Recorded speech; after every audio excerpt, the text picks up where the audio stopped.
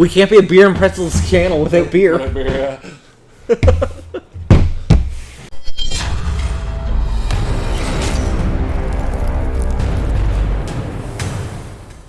What are you at, boys? Welcome to Facility D20. My name is Troy. And I'm Mike. We're right in the middle of a hobby day today where we're going to be doing all kinds of stuff. We wanted to take some time and show you guys some of the 3D prints that we were able to complete between our FDM and our resin printers.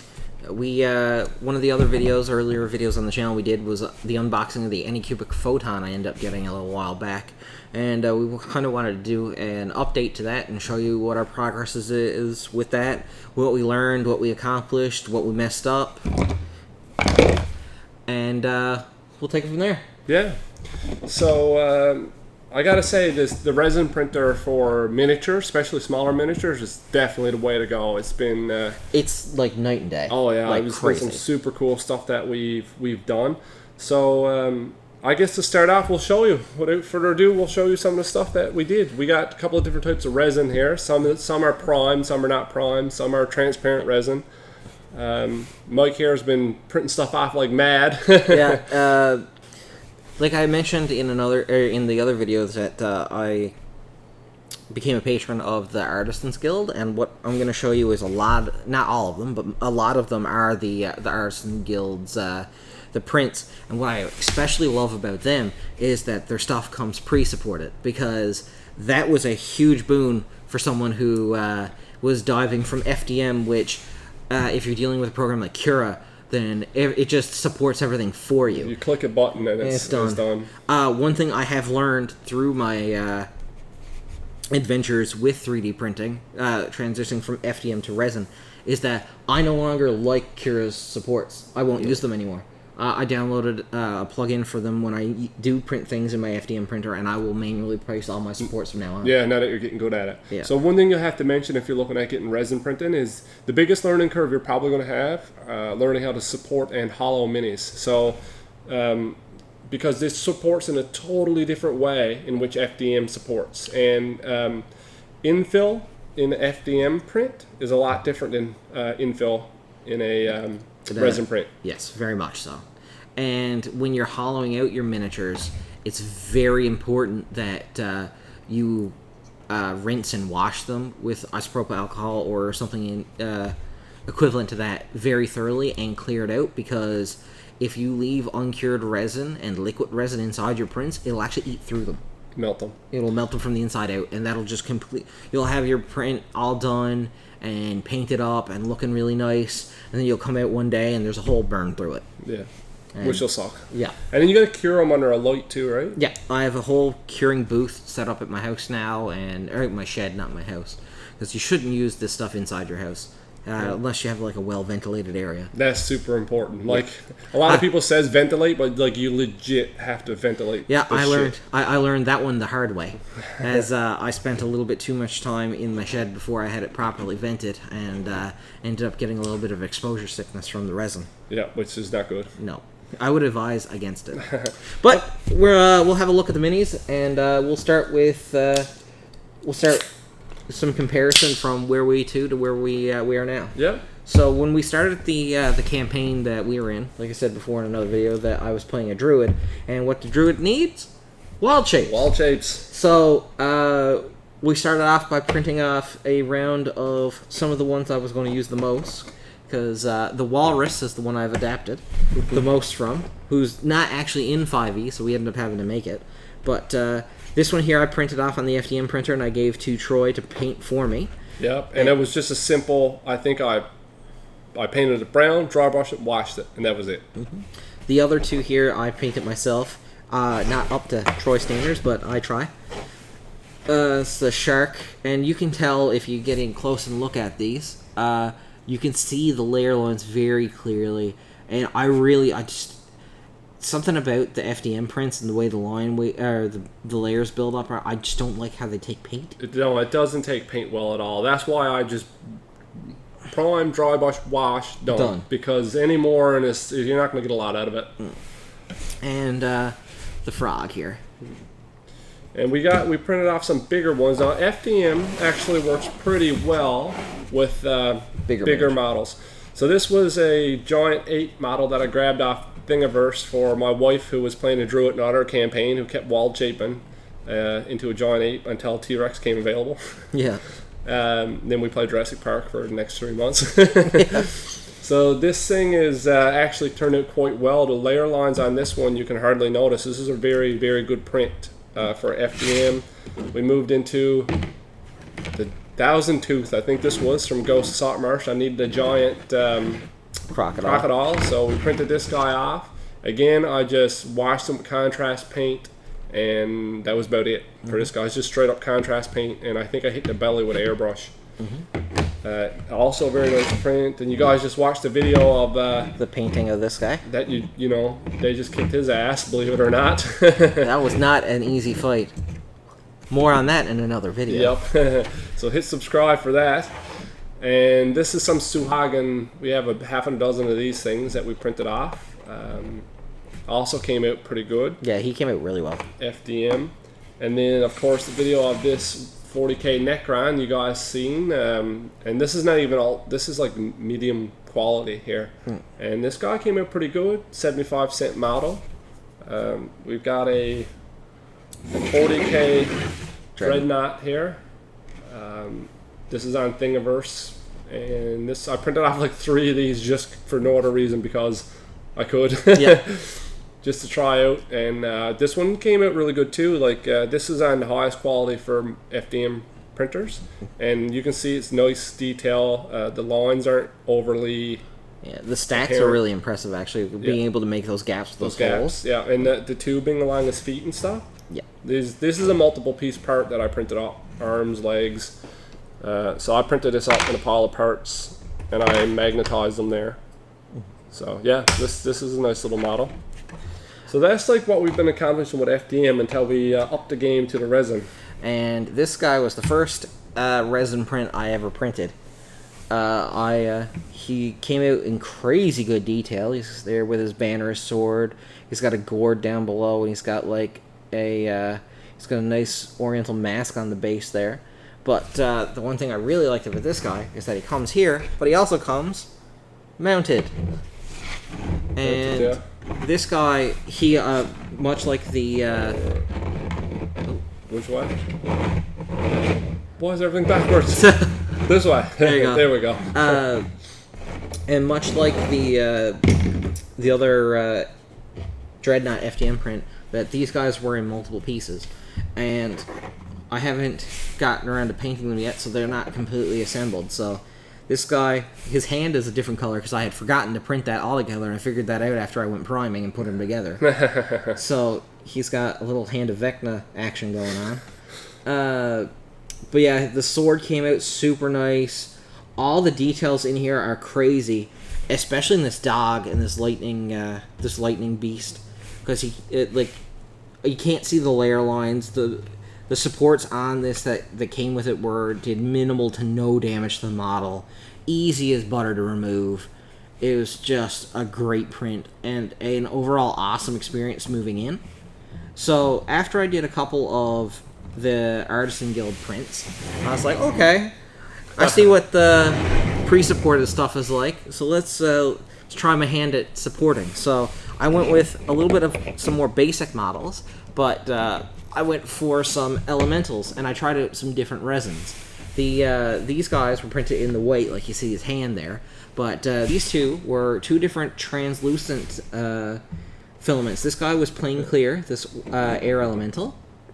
This air elemental is just plain clear, and as they do go through the curing process for the UV light, it kind of turned them a little bit, but it still gets the effect of an air elemental, and you can see them pretty good. Yeah, I mean, like, just straight up off the printer, air and water elementals. They had, like, super cool. Yeah, they're just straight off the bed, cured, and then onto the table. He's come up pretty big in the campaign, He too. has been, yes. He's been a pain in the ass, is what he's been. Yeah, so we'll look at... after that, we started printing off some dwarfs and some human rogues and stuff. And we got a load of just dwarves. Just your stock mill Town's Guard and stuff like that. And you know what? We should put this in for comparison. This is a Hero Forge Mini that was paid and printed Hero Forge Mini versus the home Resin Mini. The home Resin Mini is better. I think so. Yeah. No knock on Hero Forge. Hero Forge is really cool. Like I made a few Hero Forge minis, and the cool thing is if you got a 3D printer, you just download the STL files on Hero Forge and do it yourself. So that's really cool to be able to do that. Yeah. You can build and have a mini in your hands in a day. Yeah. You go onto the site, you print it, you come off something like this size or this size is only going to take about 2-3 hours, on your resin printer. Pop it off that day, cure it for a half an hour, which is what I've been normally going for. I cure them for a bit longer because I really want to make sure that it's nice and cured and there's no danger or anything like that. I may err to the side of caution more than most people do, but to me, it doesn't really matter if I get a bit of turn in my color because it's getting covered in paint anyway, so I don't really care. So I guess we should bring in the bad boys. Yeah, so if we're going to go up the scale a little bit, we got another lizard mount that I have printed here. He doesn't have a base right now, but I had room on a bed that I was printing off something for one of our buddies. And I said, you know what? If I got room on the bed, there's going to be a model on that bed. And that brings up a good point. Another big difference between printing FDM and resin is that the more stuff you put on the bed of the FDM printer, the longer it takes. But the way that the resin printer prints the models is that it cures the whole layer in the same amount of time, whether you had a miniature hand on like a 0.5 millimeter scale or if you had the full head of a dragon. It wouldn't matter because it's the same light exposure time. So as long as it doesn't go higher than your other models, it doesn't increase your time. Yeah. So like, for example, printing 5 dwarfs at one time versus one is essentially the same.